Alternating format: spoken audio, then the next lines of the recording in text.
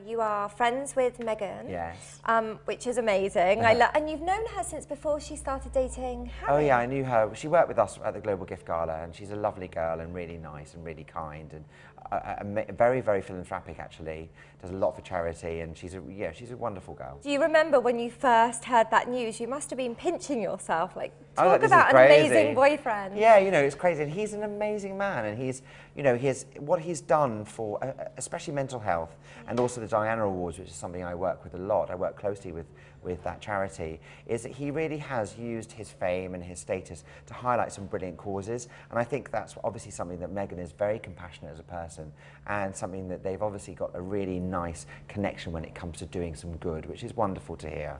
Is there anything you can tell our viewers, just as far as, aside from her being so philanthropic, just what she's like as a person? Well, I think you're funny, kind, intelligent, clever.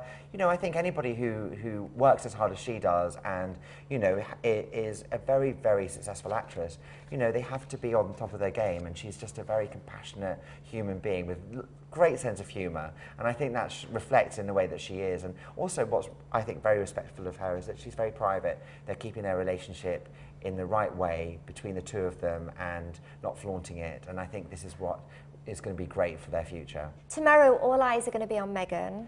Is that the kind of thing that would make her nervous? How does she deal with that kind of stuff? Well, I don't know. I mean, obviously this situation is so unique, but, you know, I suspect being an actress, what's great about them is that they can be put into any situation and they can do anything. You know, red carpets, whether it's premieres, whether it's auditioning, you know, they've got that ability to be able to really switch it on. You know, Eva's very similar.